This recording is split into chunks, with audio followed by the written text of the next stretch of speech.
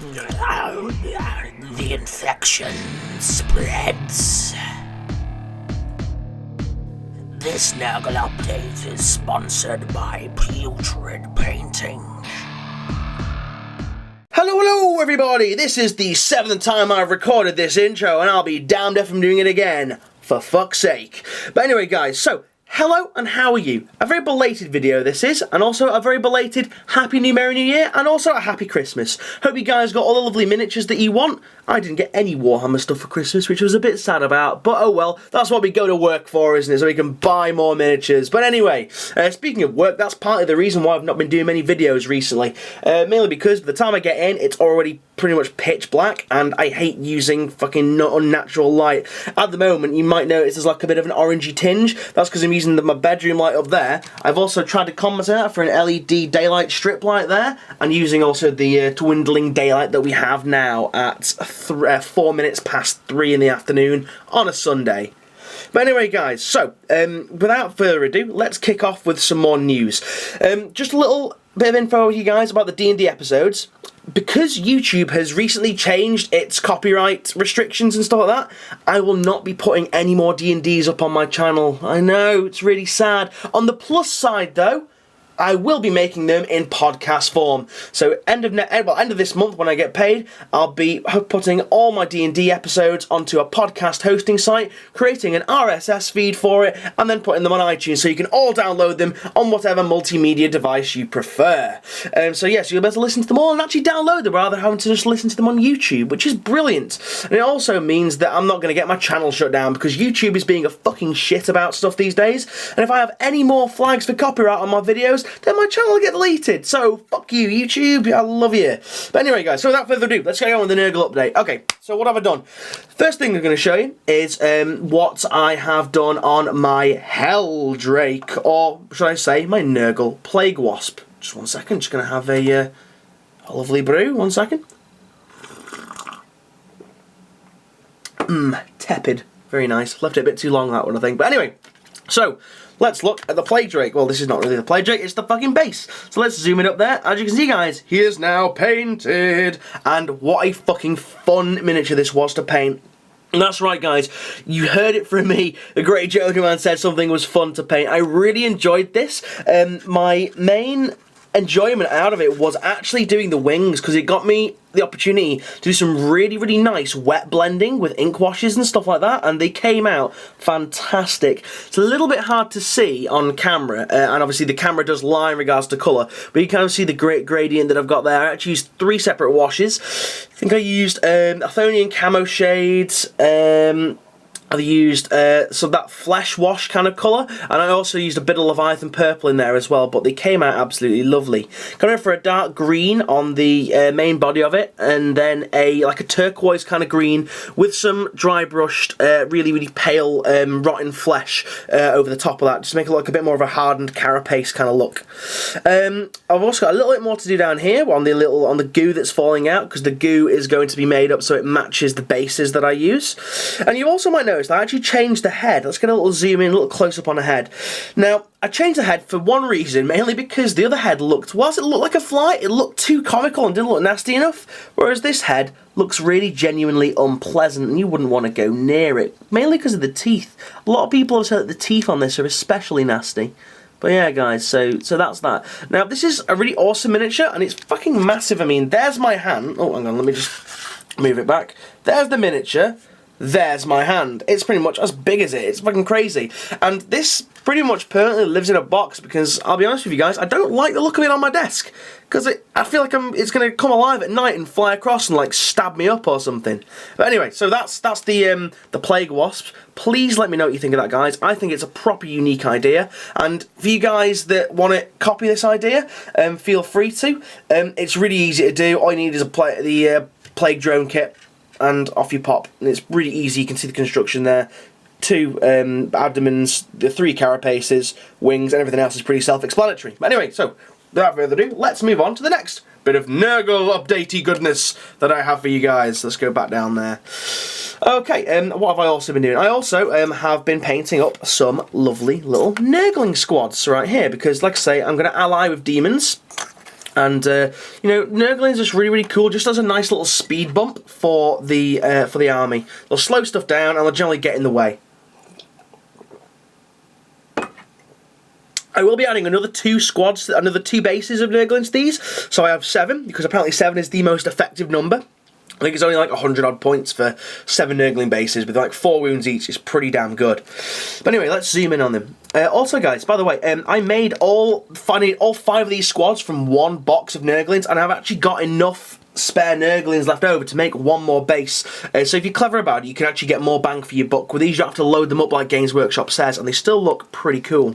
I decided to go for just a very pale look for these Nurglings. So I basically spray painted them white, and then just went at them with several washes. Several washes of Athonian Camo Shade, and then several washes of the flesh colour wash or whatever it is, and then just went in with the tongs and did that. Not too happy about the actual bases on there. I didn't mix up the right ratio of Tamiya, Clear Green and PVA, and as a result it went really funny. Looks slimy, but just not the slime effect that's on my other bases, so I wasn't too pleased about that. But as you can see there, we've got some lovely little Nurglings. They'll make a nice speed bump for my army. Do you know what? I might even just fucking chuck a shit ton more Nurglings down there as well, just to get in the way. But anyway, let's move these guys to the side. So, next, what have I got to show you guys? Well, the Mammon model, the big demon print, the 4-drill one, he also comes with a herald. So I decided to paint up this herald as well. And again, a really fun model to paint because mainly it was just a base coat and then lots of washes. I also experimented with some lovely juicy gore effects, as you can see them there. Now, let me know, I'm really strangely proud of the paint job on this one. It's really good. So if you guys could let me know what you think of the paint job on this herald, I'd be really happy, really chuffed if you let me know. Also, I'm aware I've got to paint the rim of the base black as well. But as you can see there, we've got some lovely gore effects going on in the gashes and wounds that he's got, and they're seeping. And what I tried to do with these wounds, I tried to make them follow the contours of the actual body rather than just going down. I tried to follow the actual shape as to where blood would realistically flow. So that's pretty cool. And we've got some more goo and some more slime going on there. And then this arm was just painted with the foundation metal paints that you get from Games Workshop, which are very good, and I like them a lot. But yeah, so he was really fun to paint. So there's that herald there. We'll move him to the side. I've also started painting the other herald. This is the Games Workshop herald, which is pretty cool. Not a bad little kit. Not bad for like, I think it's what, 8-9 quid, something like that. It's decent. Very decent, and it looks really cool with his guts all hanging out there and his massive plague sword. I'm not really keen on the fact that he's pointing. I'd rather him be like roaring or something like that. But yeah, so that's him. I need to finish painting him, obviously, so he'll go on this side. Let me just have another sip of my tepid brew.